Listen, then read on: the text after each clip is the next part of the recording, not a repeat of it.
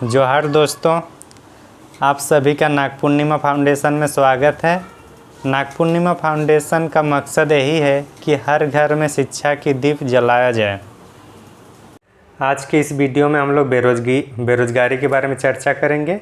बेरोजगारी एक समस्या है और ये अभी की लिए नहीं है। ये समस्या हम लोग को प्राचीन काल, मध्यकालीन काल में भी देखने को मिलती थी। तो बेरोजगारी को अगर हम लोग मध्यकालीन में बात करें तो फिरोज शाह तुगलक ने रोजगार दफ्तर गठन नहीं किया था ताकि बेरोजगारी की समस्याओं से निजात पाया जाए। अभी भी बेरोजगारी चल रही है, तो इससे हम लोग देखेंगे आज के इस वीडियो में कि बेरोजगारी क्या है, बेरोजगारी का जो रिपोर्ट है या आंकड़े हैं वो कौन निकालती वो देखेंगे। बेरोजगारी के प्रकार देखेंगे। बेरोजगारी के प्रकार के बाद हम लोग उसको देखेंगे कि इसकी अवधारणाएं क्या है, साथ में इसकी कारण और इसके समस्या और समाधान भी देख लेंगे। तो चलिए शुरुआत करते हैं उत्तर की।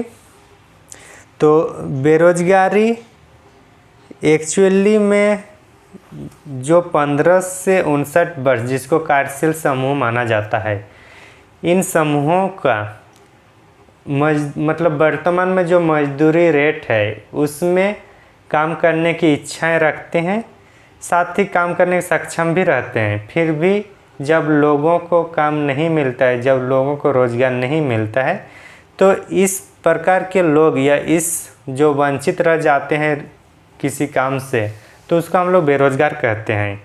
और इसी जो समस्याएं हैं इसी को बेरोज़गारी कहा जाता है। तो सिंपल और सरल शब्द में हम लोग देख लिए कि बेरोजगारी क्या है।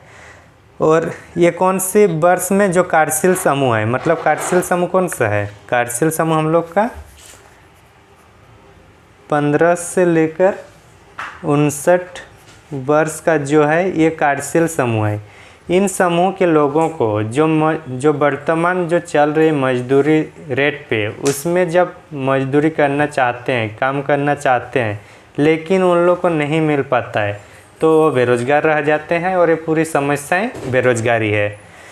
बेरोजगारी का आंकड़ा कौन जारी करते हैं उसको देखते हैं। आंकड़ा जारी करने वाला कौन है? NSSO,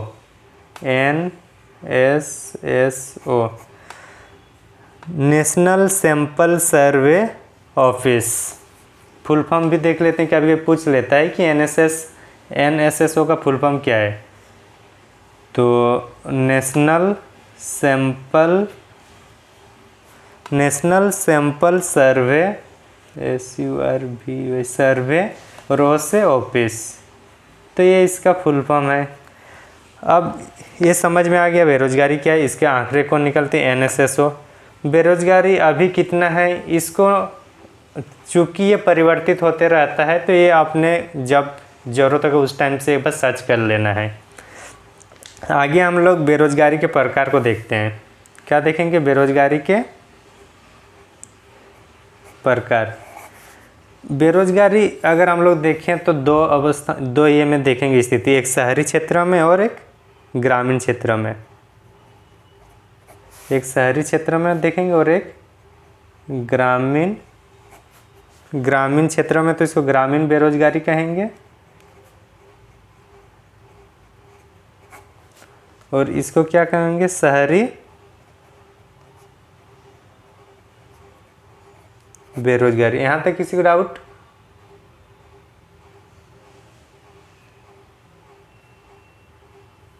नहीं, तो आगे चलते हैं हम लोग। शहरी बेरोजगारी और ग्रामीण। शहरी बेरोजगारी जो मुख्य रूप से 2 प्रकार का होता है। मुख्य रूप से कितने प्रकार के होते हैं? 2 प्रकार का। औद्योगिक बेरोजगारी,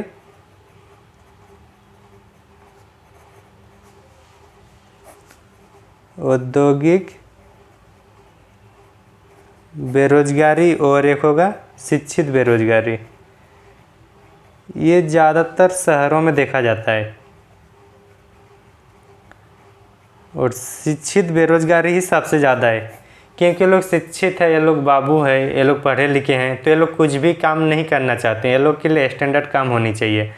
जबकि बाकी अगर कोई बेरोजगार है, कोई युवा है, वो लोग का भले डिग्री नहीं, लेकिन कुछ वो लोग कौशल सीख लेते हैं, तो इसलिए उतना बेरोजगार नहीं रहते हैं, वो लोग कुछ भी काम करने के लिए रेडी हो जाते हैं। लेकिन ये लोग का जो शिक्षित है वो लोग को मानसिकता होती है। अच्छा, शिक्षित बेरोजगारी में एक अब ये भी कारण हो रहा है क्योंकि जो ज़्यादातर शिक्षित बच्चे या युवक क्या है सरकारी नौकरी के आस में रहता है, तो इसी क्रम में तैयारी करने में 1 साल 2 साल 3 साल लग जाता है।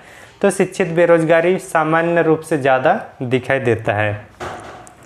ग्रामीण बेरोजगारी की बात करें तो यहाँ पे हम लोग को 2 प्रकार की बेरोजगारी देखने को मिलेगी। एक होगा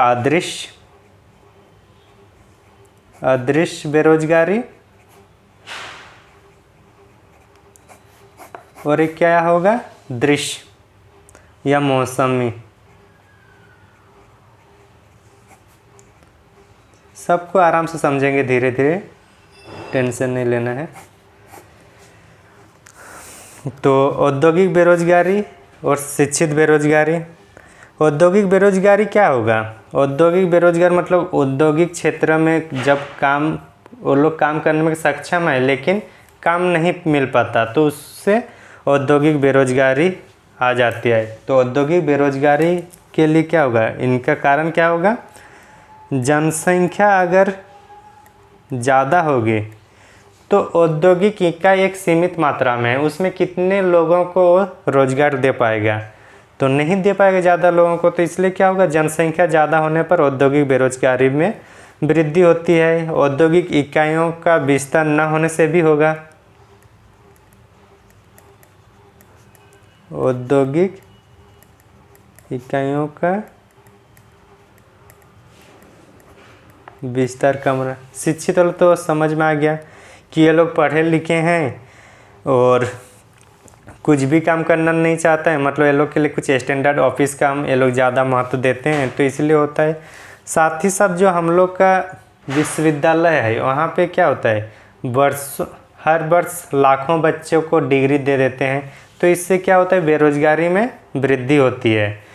ये लोग का और एक इसमें है कि गुणवत्ता शिक्षा, हम लोग का जो भारत में जो शिक्षा पद्धति है वो क्या है, उपाधि प्रेरक है। मतलब सब डिग्री लेना चाहते हैं, अगर कुछ काम नहीं मिल रहा है तो चलो फिर पढ़ाई कर लेते, कम से कम डिग्री आ जाएगा। जबकि अगर स्किल डेवलपमेंट में अगर ध्यान दिया जाए तो क्या होगा, शिक्षित बेरोजगारी में कमी आएगी। कोई तकनीकी शिक्षा करे तो लोग को बेरोजगारी में कमी आएगी वो सबसे, क्योंकि वो लोग के पास स्किल है। तो इसलिए हम लोग का जो शिक्षा है उसको हम लोग को रोजगार प्रेरक बनाना है, ना कि उपाधि प्रेरक। तो शिक्षित बेरोजगारी समझ में आ गया। अदृश्य बेरोजगारी मान के चलिए कि घर में 5 आदमी हैं, घर में 5 आदमी हैं, घर में 5 आदमी हैं, ठीक। 5 आदमी में जो कार्य है, कार्य केवल 3 आदमी क्या है, लेकिन करेंगे कितने, 5 आदमी। तो 2 आदमी जो है एक्स्ट्रा हो रहे हैं। अगर वो 2 आदमी काम करे या ना काम करे, कार्य तो हो जाए, क्योंकि 3 ही आदमी का काम है। तो जो 2 आदमी एक्स्ट्रा हो रहा है, जिसको लग रहा है वो काम कर रहे हैं, लेकिन क्या उसके चलते कुछ उत्पादन में प्रभाव पड़ रहा है? नहीं पड़ रहा है। तो इससे क्या होगा कि इसका जो हम लोग एक्चुअली काम 3 आदमी का है, 2 आदमी आए या 5 आदमी आए या 10 आदमी आए, काम तो 3 ही आदमी का है। तो इसलिए जो 3 आदमी के अलावा जितना भी आएगा उसका प्रोडक्टिविटी 0 रहता है। तो इसलिए इसको सीमांत उत्पादन शून्य माना जाता है।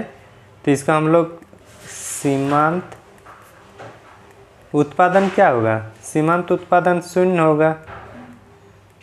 ये हम लोग किस में देखते हैं, ज़्यादातर कृषि कार्य में देखते हैं, क्योंकि कृषि ग्रामीण क्षेत्र में सर्वाधिक है और ये पूरे भारत में 48% के आसपास जनसंख्या कृषि कार्य में संलग्न है।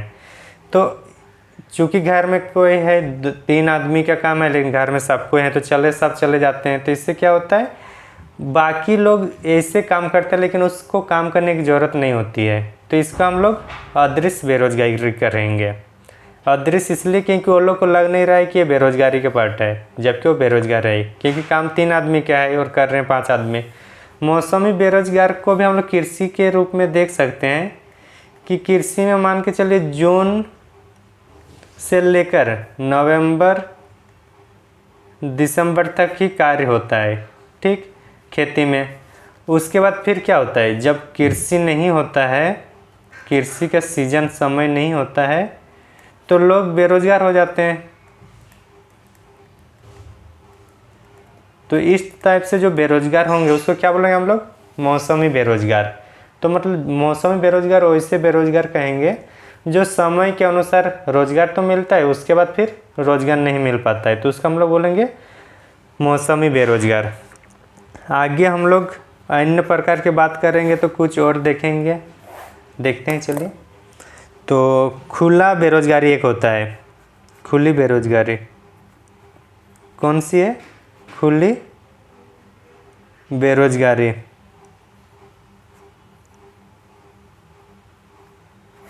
खुली बेरोजगारी में क्या होता है, इसमें श्रमिक काम करने के लिए तैयार होगा, लेकिन उससे काम करने की जो आवश्यक योग्यता भी उसमें होता है, लेकिन उसको काम नहीं मिलेगा। मतलब मान के चले कोई एक आदमी है, उसको काम चाहिए, काम के लिए इसके पास योग्यताएं भी है और इच्छुक भी है, लेकिन काम क्या होता है, नहीं मिल पाता, नहीं मिलता, तो ये आदमी क्या करेगा, बेरोजगार रह जाएगा।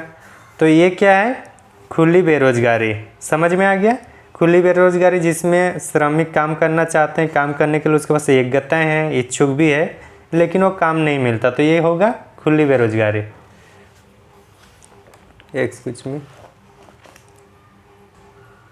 तो एक खुली बेरोजगारी समझ में आ गया। अब देखते हैं संरचनात्मक बेरोजगारी। कौन सा, संरचनात्मक बेरोजगारी। नामों में ही इसमें समा हुआ है कि संरचनात्मक बेरोजगारी का मतलब वैसा होगा, वैसे बेरोजगार आदमी का सृजन होगा जो संरचनात्मक के दृष्टिकोण से होगा। मान के चलिए कोई कंपनी है, कंपनी में नए नए मशीन अभी अभी आए हैं, इसके पहले पुराने मशीन से काम चल रहा था, तो श्रमिक लोग भी पुराने मशीन के जानकार थे, लेकिन जब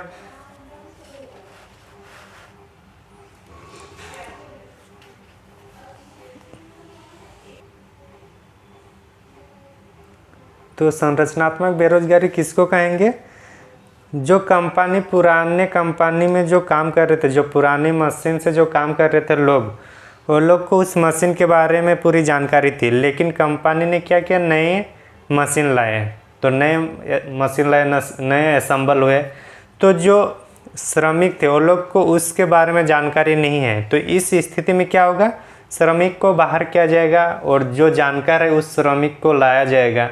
तो ऐसे में जो आदमी निकल गया, कारण था कि जो मशीन है उसको सही से काम नहीं कर पा रहा था, मशीन से सही से मशीन को समझ नहीं पा रहे थे। तो इस तरह से जो बेरोजगार होंगे उसको हम लोग क्या बोलेंगे, संरचनात्मक बेरोजगारी।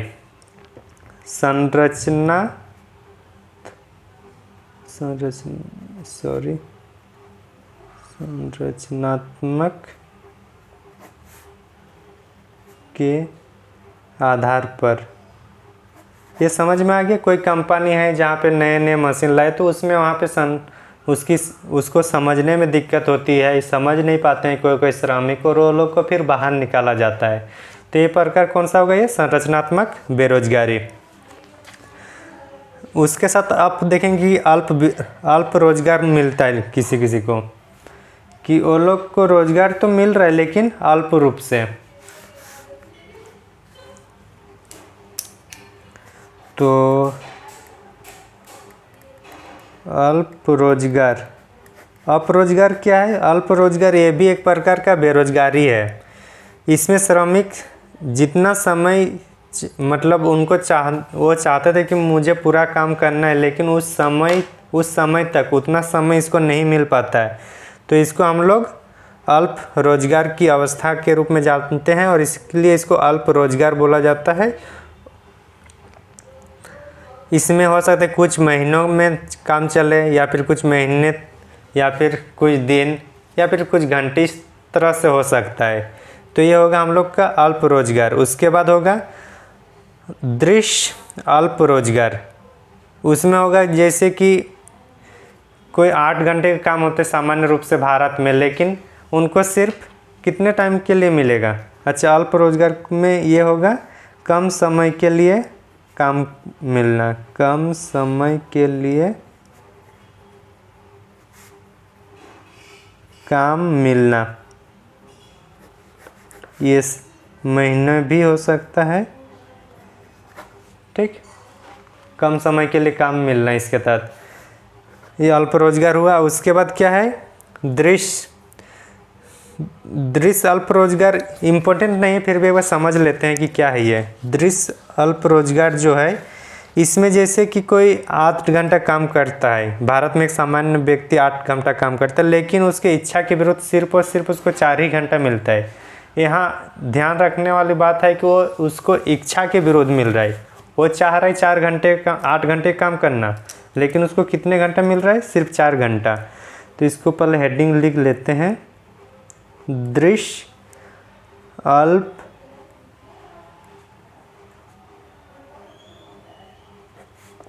अल्प रोजगार। इनको चाहत कितनी है, 8 घंटे का काम, मिलता कितना है,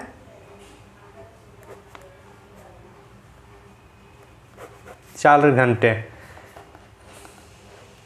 तो ये 8 घंटे का काम था, लेकिन मिल रहा है इसको 4 घंटा।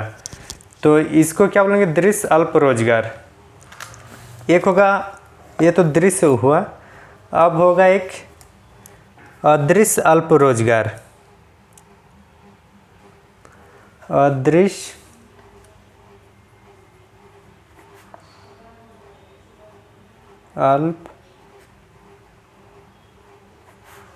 अदृश्य अल्प रोजगार में इसमें काम पूरा मिलेगा, मतलब 8 घंटे का ही काम मिलेगा, काम पूरा रहेगा 8 आवर्स का, लेकिन वेतन क्या होगा, कम मिलेगा। तो इसको हम लोग क्या बोलेंगे, अदृश्य अल्प रोजगार। जैसे अभी कोरोना के टाइम क्या हुआ, काम ज़्यादा करना पड़ता था लोगों को और वेतन कम मिलता था, तो ये क्या हुआ, अदृश्य अल्प रोजगार। तो इस तरह से हम लोग, फिर एक होता है संघर्षात्मक या चक्रीय बेरोजगारी, इसको भी थोड़ा देख लेते हैं। तो अभी हम लोग क्या देखने वाले, संघर्षात्मक या घर्षणात्मक बेरोजगारी। इसके तहत मान के चलिए कि इसके तहत कि कोई आप कंपनी में काम कर रहे हैं,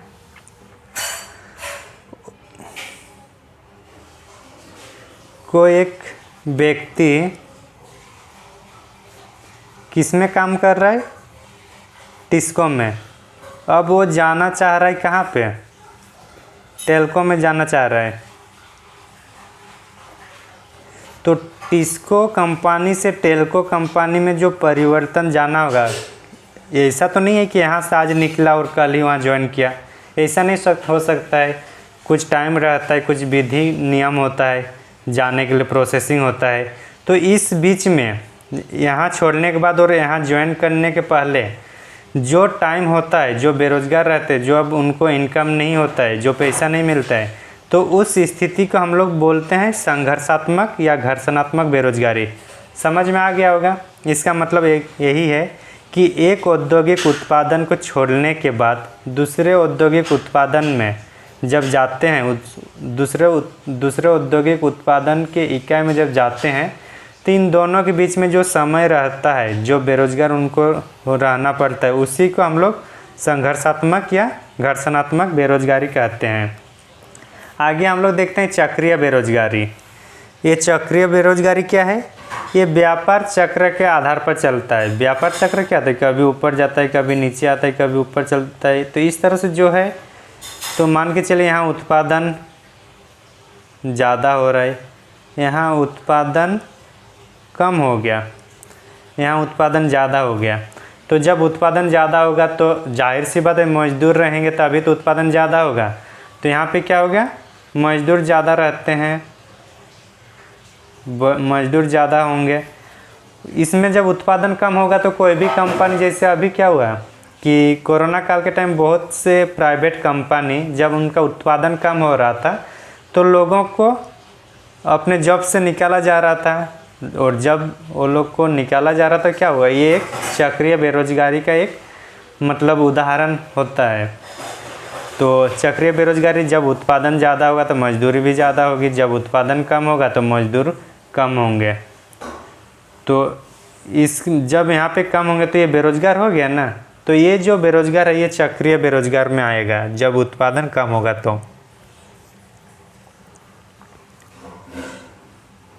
ये सामान्य रूप से अस्थायी प्रकृति का होता है, ये पूरा नहीं चलता है, तो ये अस्थायी रूप से होता है चक्रीय बेरोजगारी। ठीक, यहाँ तक किसी को कुछ डाउट नहीं होना चाहिए। हम लोग चर्चा किए सबसे पहले बेरोजगारी क्या है, बेरोजगारी को कौन निकालती है, तो एनएसएसओ निकालते हैं। इसमें जो कार्यशील समूह है उसी के बारे में चर्चा की जाती है ज़्यादातर। फिर शहरी बेरोजगारी, ग्रामीण बेरोजगारी, उसमें देखें औद्योगिक बेरोजगारी, शिक्षित बेरोजगारी। फिर जो हम लोग कृषि में देखें अदृश्य बेरोजगारी और मौसमी बेरोजगारी। फिर हम लोग खुली बेरोजगारी, संरचनात्मक बेरोजगारी, अल्प रोजगार, दृश्य अल्प रोजगार जिसमें कोई 8 घंटा चाहता है लेकिन काम मिलता है 4 घंटे का। फिर अदृश्य बेरोजगारी, अदृश्य अल्प रोजगार जिसमें वो 8 घंटा तो 8 ही घंटा काम करता है लेकिन उसको वेतन पूरा नहीं मिल पाता है जितना मिलना चाहिए। फिर संघर्षात्मक या घर्षणात्मक बेरोजगारी देखें। फिर चक्रीय बेरोजगारी। तो इस तरह से कुल बेरोजगारी का प्रकार है, और इनमें से जो इम्पोर्टेंट है वो है हम लोग का अदृश्य बेरोजगारी, मौसमी बेरोजगारी, संघर्षात्मक बेरोजगारी। ये सब में थोड़ा ज़्यादा ध्यान देना है संरचनात्मक बेरोजगारी में। तो हम लोग आगे देखते हैं कि कुछ और पॉइंट देखते हैं कि श्रम आपूर्ति क्या है, श्रम बल क्या है, कार्यबल क्या है। तो ये तीनों चीज़ को हम लोग देखते हैं, और उसके बाद हम लोग बेरोजगारी के कारण के बाद बेरोजगारी के परिणाम क्या हो सकता है, और उसके लिए सरकार क्या क्या नीतियां लाई है, इसको भी संक्षेप में देखेंगे।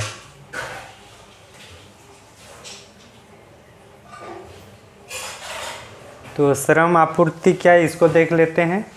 श्रम आपूर्ति मतलब जो श्रम का आपूर्ति मतलब सप्लाई ऑफ लेबर।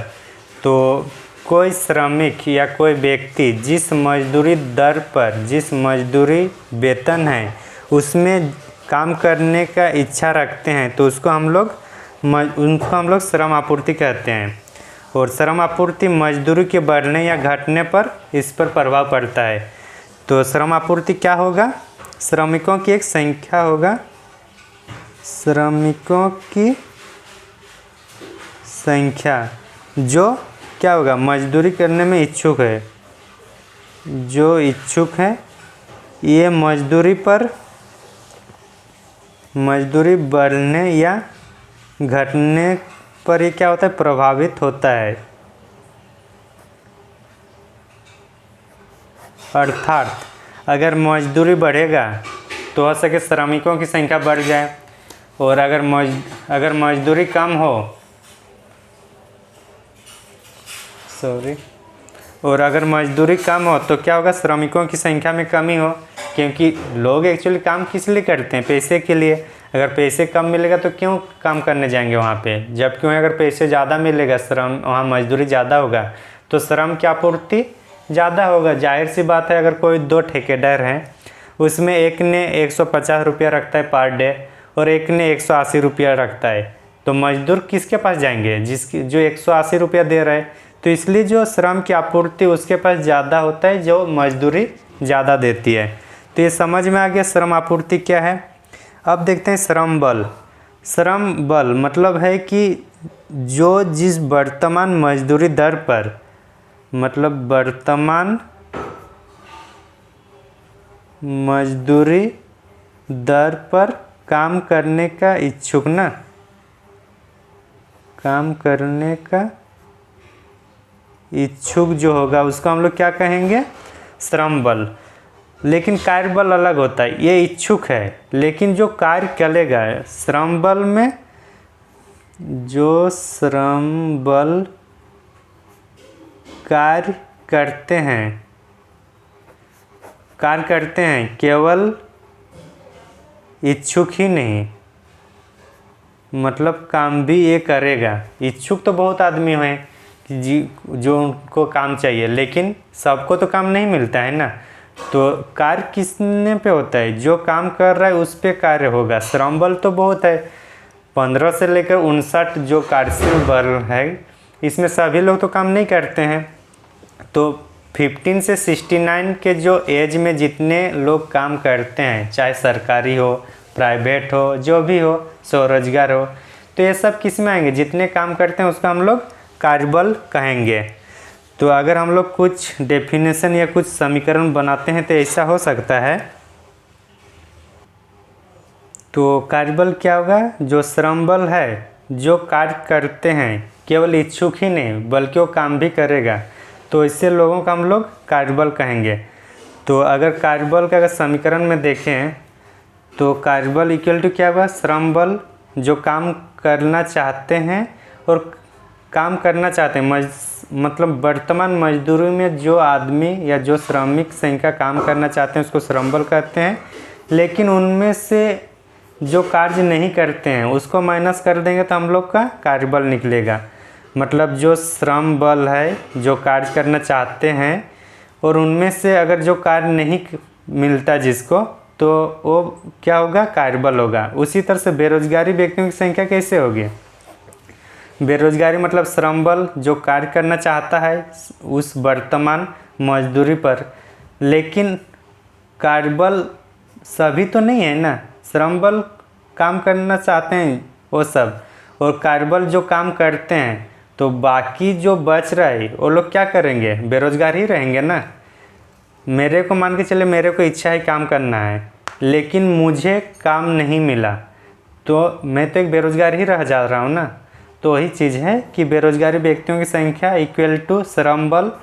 श्रम बल मतलब जिसको वर्तमान मजदूरी दर पर काम करने की इच्छुक है, और ये कार्यबल है कि वर्तमान मजदूरी दर पर काम कर रहा है, तो उसको घटा देंगे श्रम बल से, तो बेरोजगारी व्यक्तियों की संख्या निकल आता है। फिर बेरोजगारी दर, बेरोजगार व्यक्तियों की संख्या प्लस मतलब डिवाइडेड श्रम बल इंटू 100 कर देंगे तो बेरोजगारी दर आ जाएगा।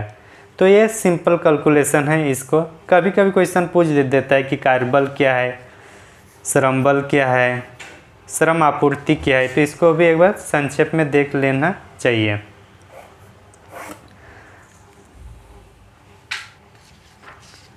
तो अभी हम लोग देखते हैं कि बेरोजगारी के कारण क्या क्या हो सकता है। तो बेरोजगारी के कारण में क्या होगा? आर्थिक समृद्धि का दर निम्न होना, जनसंख्या में तीव्र वृद्धि, दोषपूर्ण शिक्षा प्रणाली। दोषपूर्ण शिक्षा प्रणाली का मतलब है कि शिक्षा में गुणवत्ता की कमी।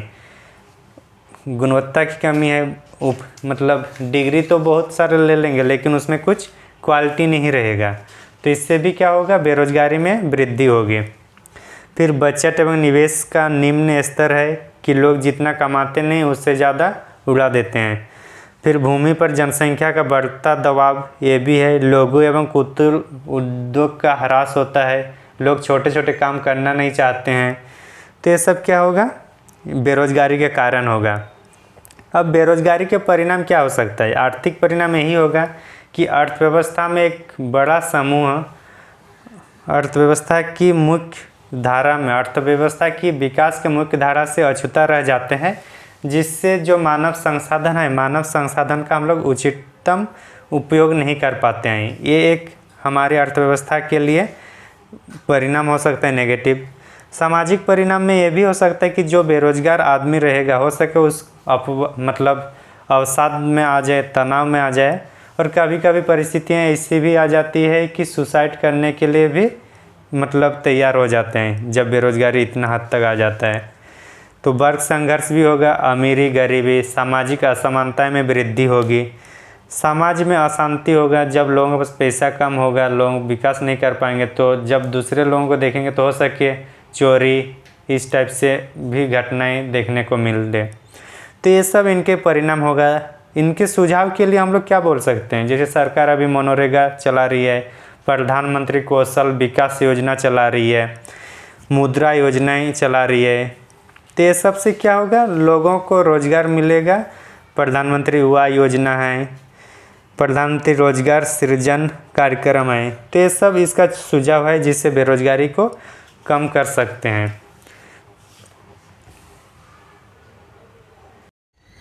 आज के इस वीडियो में इतना ही।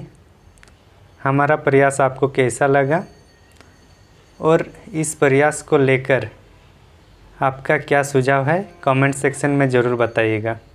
हमें आपकी प्रतिक्रिया का तहे दिल से इंतज़ार रहता है। नमस्ते, जोहार, जय हिंद।